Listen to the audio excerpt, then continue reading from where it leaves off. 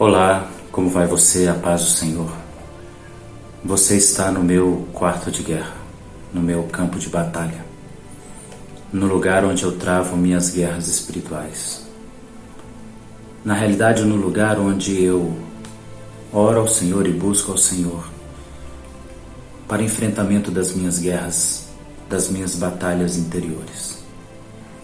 Sempre que penso em tempo de guerra, e nós estamos em tempo de guerra, me vem à memória aquelas grandes lutas medievais, aquelas grandes batalhas que aconteciam no passado, onde exércitos se reuniam e milhares de soldados se colocavam frente a frente para um embate implacável. Sempre que eu penso em tempo de guerra, eu penso na coragem que aqueles homens tiveram que ter para enfrentar aquele tempo. Eu sempre penso em como eles precisavam ter um espírito valente. Eu sempre penso em como deveria ser difícil encontrar alguém disposto ao enfrentamento daquele porte, daquele nível. Hoje eu quero falar um pouquinho sobre tempo de guerra e quero falar um pouquinho sobre tempo de guerra usando mais uma vez a história de Gideão. Mas quero pontuar um detalhe nessa história. Hoje eu quero falar sobre as águas que separam.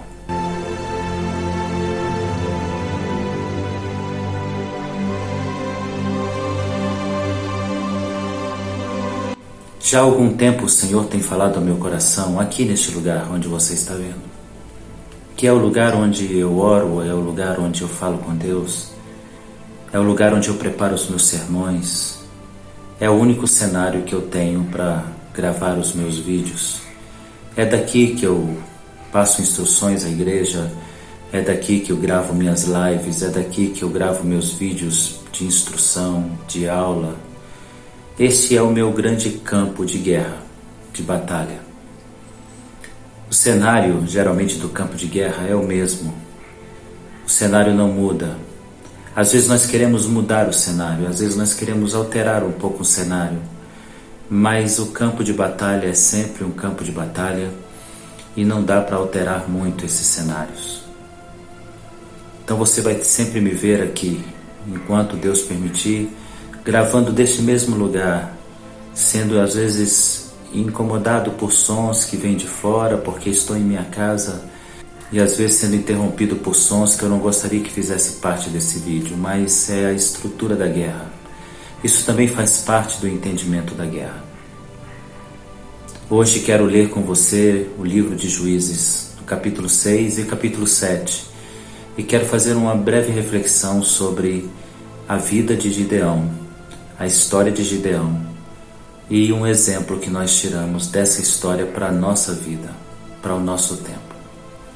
Vamos ler primeiro Juízes capítulo 6, no versículo 33, que diz exatamente assim: E todos os midianitas e amalequitas e povos do Oriente se ajuntaram e passaram e se acamparam no vale de Jezreel.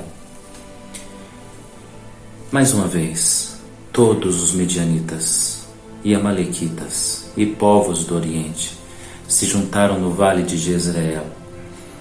Todos. E mais uma vez eu imagino todos aqueles exércitos, aqueles milhares de homens marchando. Champlin nos informa em sua interpretação versículo por versículo do Velho Testamento que há uma possibilidade do número de soldados oscilarem entre 130 mil a 230 mil homens. E eu imagino todo aquele batalhão, todo aquele exército posicionado. O texto diz: todos os midianitas, todos os homens aptos para a guerra se posicionaram contra Gideão. A motivação para isso? Gideão havia encontrado um espírito de coragem que Deus havia colocado em seu coração. Gideão havia sido motivado por Deus e isso era perigoso para o inimigo. Gideão estava disposto a fazer coisas que os inimigos repudiavam. Gideão começou a obedecer demais a Deus e destruir postes ídolos. E sempre que obedecemos muito a Deus, o inimigo se levanta. Quantos? todos. Então a história nos diz todos os midianitas, e no versículo de número 12 de Juízes 7 diz: os midianitas, os amalequitas e todo o povo do Oriente cobriam o vale como gafanhoto. Eram como gafanhotos, uma multidão imensa de midianitas e amalequitas e povos do Oriente se levantaram contra algumas tribos que estavam ao lado de Gideão, ou algumas tribos que entenderam que Gideão estava sendo usado por Deus. Juízes, então, capítulo 6, verso 34, diz: então o Espírito do Senhor revestiu a Gideão, o qual tocou a rebate, e os abiesritas se ajuntaram após ele. Enviou mensageiros por toda a tribo de Manassés, que também foi convocada para seguir. Enviou ainda mensageiros a Asser, a Zebulon, a Naphtali, e saíram para se encontrar com ele. O Espírito do Senhor se apoderou de Gideão. Na realidade, quando os milhares se levantam contra nós, só o Espírito do Senhor pode nos dar motivação para esse enfrentamento. E o que Gideão nos ensina já de lição nos primeiros versos é que só pelo Espírito do Senhor conseguimos encontrar motivação para a batalha. Quando os milhares se levantam contra nós, só o Espírito do Senhor pode nos motivar. E ele, motivado pelo Espírito do Senhor, ele convoca todos os ameaçados dos amalequitas, midianitas e dos povos ao Oriente. Ele convoca o exército ou os homens aptos para a guerra de todos os clãs, de todas as tribos de Israel, que estavam de alguma forma ameaçadas por aquele exército de 130.000, 230.000 homens. E aí a história continua dizendo: enviou mensageiros a todas as tribos. A pergunta é: quantos se apresentaram para ajudar Gideão? Em Juízes 7, verso 3, nos conta que o Senhor deu uma ordem para Gideão reduzir um pouco o número dos soldados que estavam com ele. Então nós descobrimos o numerário dos soldados que se apresentaram para a guerra. Diz assim, Juízes 7:3: apregou-a, pois, ao povo, dizendo: quem for tímido e medroso, volte e retire-se da região montanhosa de Gileade. Voltaram do povo 22.000 e 10.000 ficaram. 32.000 homens contra 130.000 ou 230.000, como disse Champlain. 32.000 homens já é algo desmotivacional.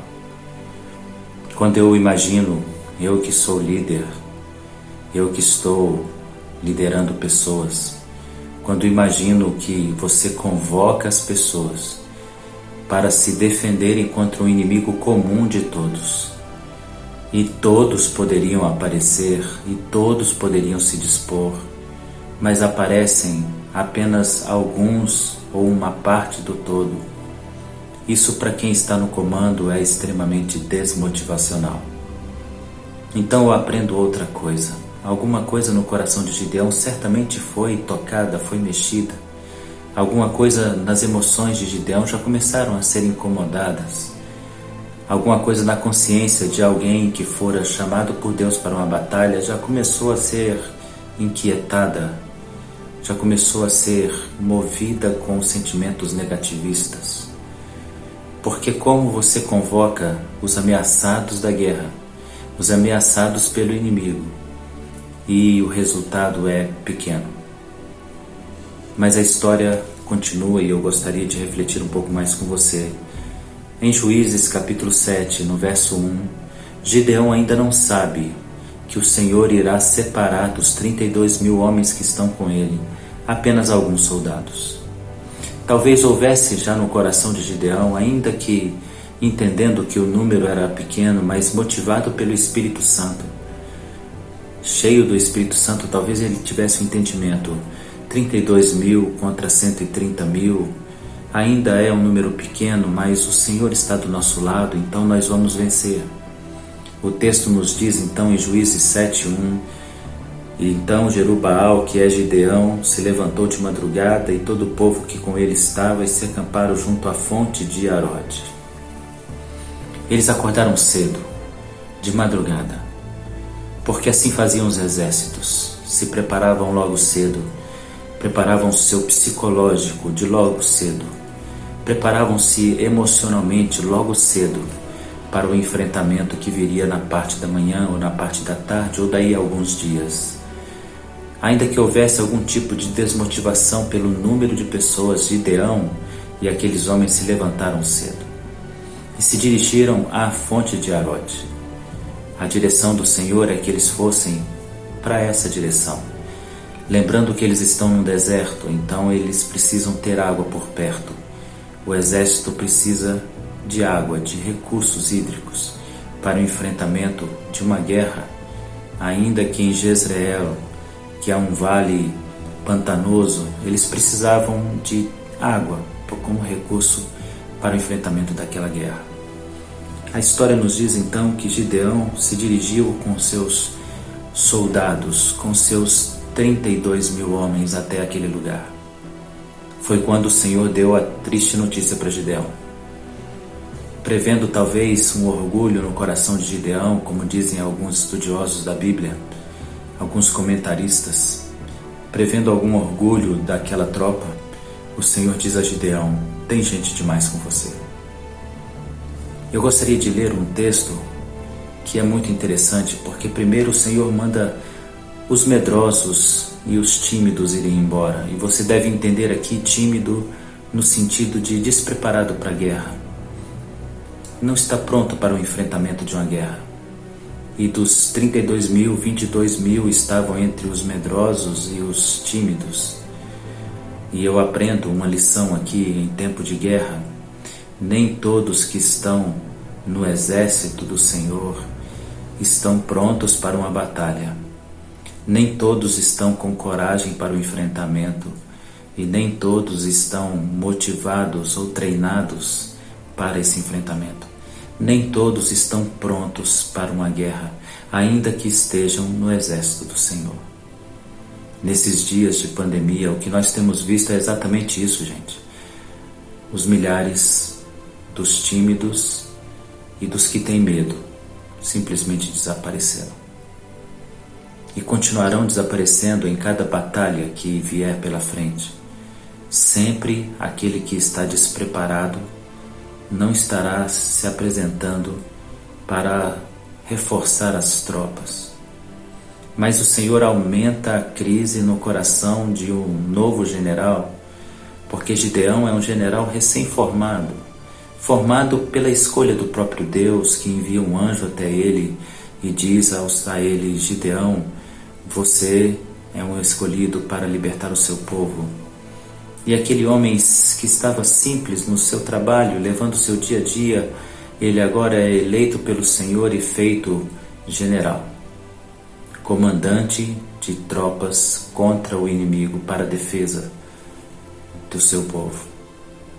Aquele recém-general que fora motivado por Deus e cheio do Espírito Santo, agora recebe como que um balde de água fria sobre a sua vocação, o seu chamado.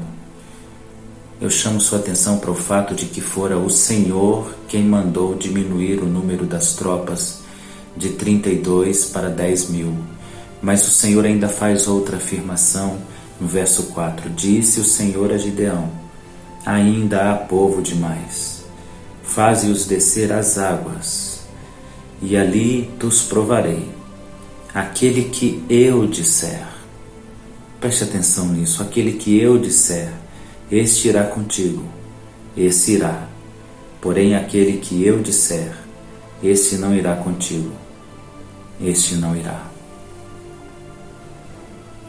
O povo dos amalequitas, midianitas e os povos do Oriente que se reuniram num campo conhecido em Israel, chamado Jezreel. Um grande vale de batalhas, um grande campo de batalhas que também é conhecido como Vale do Armagedon ou Vale do Meguido. Fora ali que Débora venceu os exércitos de Sísera ao lado de Baraque. Fora naquele mesmo lugar também, bem próximo ali de Jezreel, que Elias venceu os profetas de Baal. Aquele lugar é famoso pelas guerras entre o bem e o mal. E foi ali que o Senhor tinha uma guerra marcada com os amalequitas, os midianitas e os povos do Oriente. A razão deles terem ódio de Gideão, ele estava se tornando alguém ameaçador, destruindo postes ídolos dos seus deuses e reunindo pessoas em torno de si. O inimigo não podia aceitar essa possibilidade. Mas o Senhor então faz duas coisas muito interessantes. Primeiro ele diz: Gideão, há pessoas nesse grupo que você chamou, que já é pequeno, que estão despreparados e têm medo. Mande-os voltar para casa, mas diga para eles, não fiquem nem nos montes de Gileade. Sabe o que o Senhor está dizendo? Quebre toda a possibilidade de contato com eles. Eles parecem ser uma resposta para a guerra, mas eu não os quero para a guerra. Quebre toda a possibilidade de reatar contato, então os coloque além dos montes de Gileade, de forma que eles não participem dessa guerra de maneira alguma. Depois o Senhor diz: ainda há povo demais, Gideão. E talvez para livrar Gideão de um orgulho de pecado depois, o Senhor então leva os 10.000 para a fonte de Harod. E ele vai iniciar um teste. E o teste que ele vai iniciar agora é um teste que tem uma mensagem. Eu gostaria que você começasse a perceber 3 mensagens nessa história. A primeira mensagem é: Gideão fez tudo conforme ordenou o Senhor. Desde o início do seu chamado, quando o Senhor pede a Gideão para que ele derrube os ídolos, e ele ganha fama por isso, ele obedece ao Senhor e derruba ídolos. Quando o Senhor pede a ele para que ele se levante para reunir exércitos para proteger o povo, mesmo temeroso, ele obedece. Gideão faz tudo direitinho, tudo certinho. Ele coloca sinais e pede sinais ao Senhor. Senhor, me dê provas de que o Senhor está me chamando. Me dê provas para que eu não tenha receio depois de se foi o Senhor ou não foi o Senhor. Gideão fez tudo direitinho, fez tudo certinho. Você já viveu isso?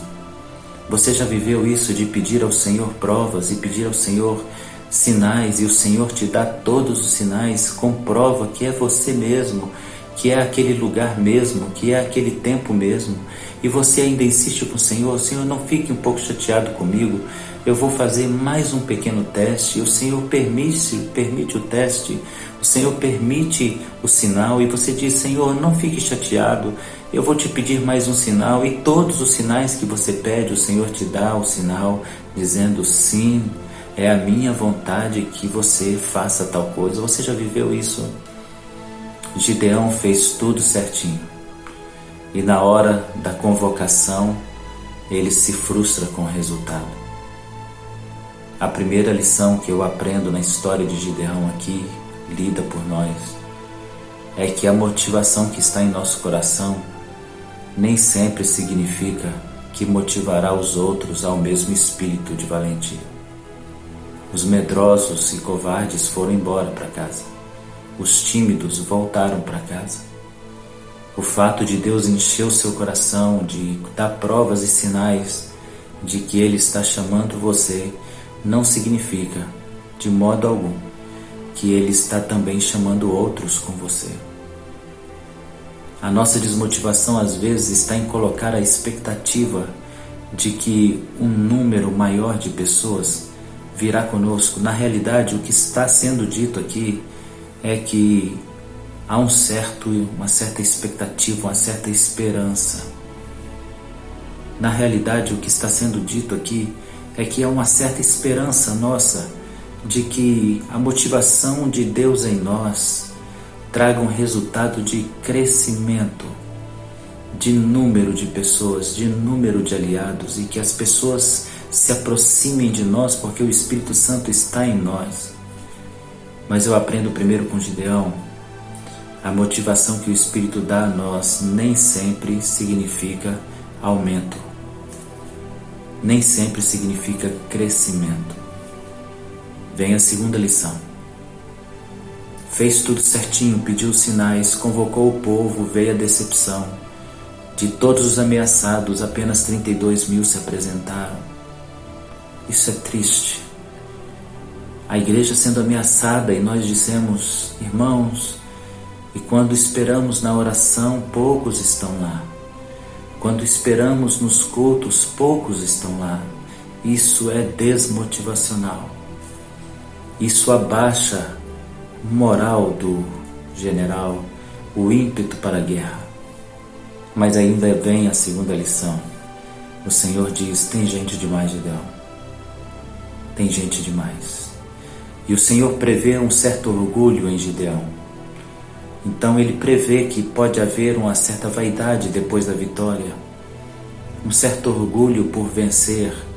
Então o Senhor diz, Gideão, há muita gente, para que você e esse povo não digam que vocês venceram pela força de vocês, então nós vamos diminuir esse número. E o que eu acho interessante nessa palavra é que o Senhor diz, aquele que eu disser, é o Senhor quem está separando pessoas. É o Senhor quem está determinando a diminuição na tropa. É o Senhor quem está diminuindo os aliados. É o Senhor quem está dizendo, eu vou reduzir este número. Então o Senhor diz, aqueles que eu disser que vão com você, irão com você, mas os que eu disser não irão com você, eles não irão com você. Sabe, querido, se existe uma coisa que nós não esperamos em tempo de guerra, é que poucos se apresentem para ajudar. E se existe alguma coisa que esperamos menos ainda, é que Deus ainda diminua o exército. E quando Deus diminui o exército, nós temos que aprender alguma coisa. E eu aprendo uma segunda lição. Quando Deus escolhe diminuir o exército, é porque Ele fará uma obra tão diferente e extraordinária, que você não pode confundi-la com o seu sucesso pessoal. Então o Senhor diminui tropas, meu querido. O Senhor diminui o número de soldados que estão com você? Sim. É o Senhor quem tem sacudido o céu. É o Senhor quem tem sacudido a terra. É o Senhor quem tem sacudido a igreja. É difícil entender isso, mas o Senhor resolve diminuir tropas. E a razão do Senhor é que há um milagre preparado. Logo, você não deve achar em algum momento que foi você o agente desse milagre. E aí vem o terceiro ponto, que eu acho que é a maior lição que eu aprendi nesse texto. O terceiro ponto que aprendo nesse texto diz respeito a como o Senhor separa os seus. O Senhor separou os seus usando águas. Ele os levou para a fonte de Arode. Então o Senhor usou a sede dos soldados para separá-los. Exatamente isso. O Senhor separou pela sede. E o Senhor disse, aqueles que abaixando-se beberem água você põe à parte. Aqueles que lamberem a água como um cão você põe à parte. Então diz assim a palavra do Senhor. Juízes 7:5. Fez Gideão descer os homens às águas, então o Senhor lhe disse, todo que lamber a água com a língua, como faz o cão, este porás à parte, como também todo aquele que se abaixar de joelhos e beber. Foi o número dos que lamberam, levando a mão à boca 300 homens. O Senhor separou pelas águas. O Senhor fala de sede.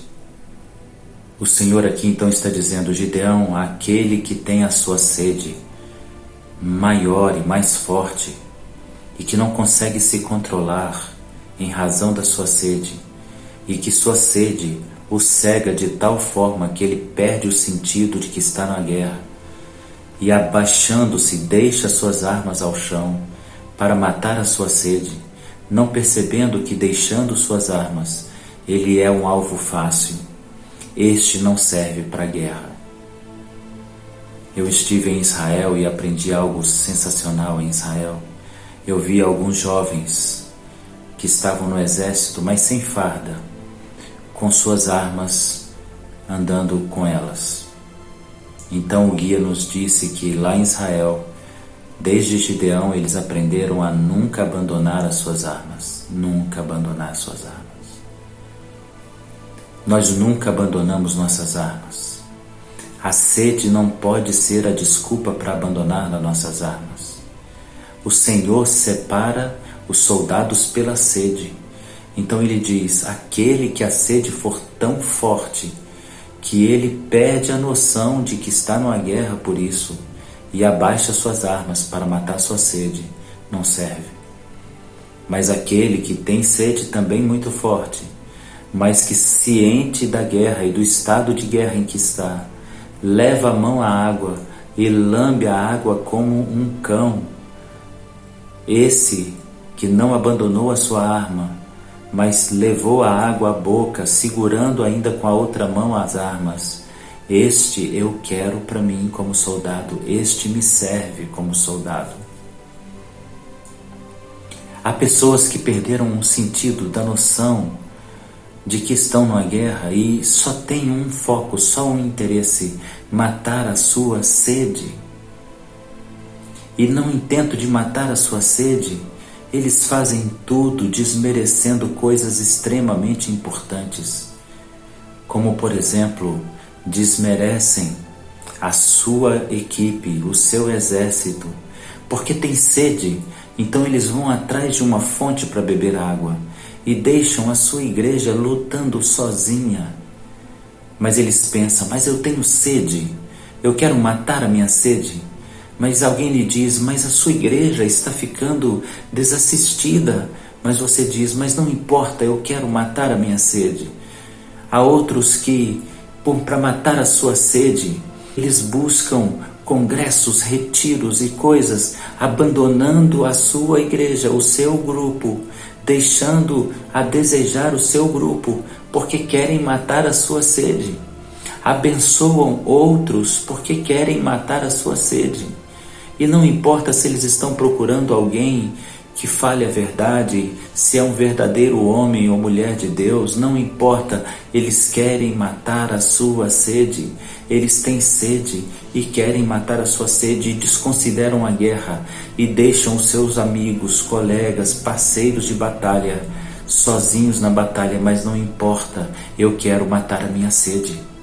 Eu quero fazer as coisas do meu jeito, não importa. Então o Senhor está dizendo: Gideão, diga a estes 9.700 homens que a sua deslealdade pela sua sede diz para mim que você não serve, que a sua deslealdade com seus parceiros de guerra diz para mim que não serve, que o fato de você não ter a consciência de que está numa guerra e com você estão outros amigos seus, para mim não serve.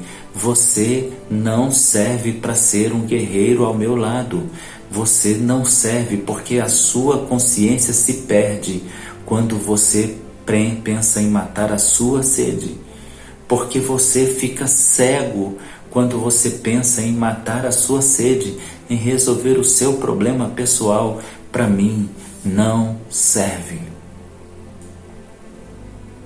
Quantos estão fazendo isso nas igrejas, irmãos? O tempo de pandemia, eles têm gerado uma certa dificuldade em muitas igrejas pequenas. Então as pessoas estão procurando matar sua sede, procurando um espaço mais aconchegante, ou procurando com entendimento ou desculpa de que estão fazendo a obra de Deus, abandonam a sua tropa por causa da sua sede pessoal. Quantos pastores estão sofrendo isso, queridos? Estão vendo os seus aliados, os seus soldados que lutavam nas suas fileiras, simplesmente abandonando as armas para matar a sua própria sede. Não se importam se outros irão sofrer ou padecer, contanto que ele mate a sua sede. Você sabe o que me deixa confortado numa situação como essa em tempo de guerra? A palavra do Senhor dita a Gideão depois de tudo isso. Quando sobram 300, eu fico imaginando a mente de um general recém-colocado na função.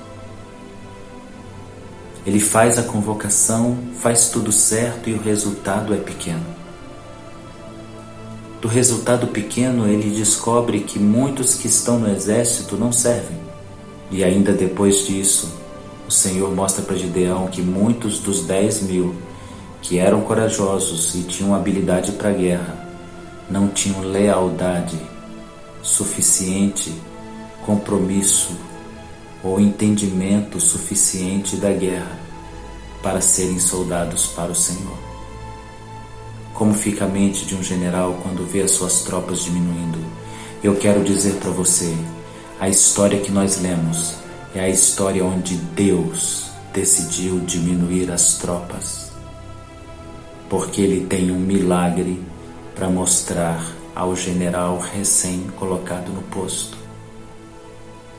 Ei, eu quero te dizer que é Deus que às vezes diminui as tropas, para nos mostrar que nem todos alistados são realmente aqueles preparados. Nem todo que diz Senhor, Senhor entra no reino de Deus, e nem todo aquele que está dentro do seu exército é um soldado apto. É o Senhor quem está separando, é o Senhor quem está diminuindo a tropa. Você sabe o que me motiva numa situação dessa? A única coisa que me alegra numa situação dessa é a palavra que o Senhor diz a Gideão. Gideão, com estes 300, você vai vencer o inimigo. Conhecemos o final dessa história e conhecemos a vitória de Gideão. Mas fica aqui a lição de que há tempos de guerra em que o Senhor mostra para o general, o comandante, o capitão, aquele que comanda as tropas do Senhor, que nem todos que estão com ele são prontos para a guerra, que nem todos que estão na guerra são exército do Senhor. Águas que separam.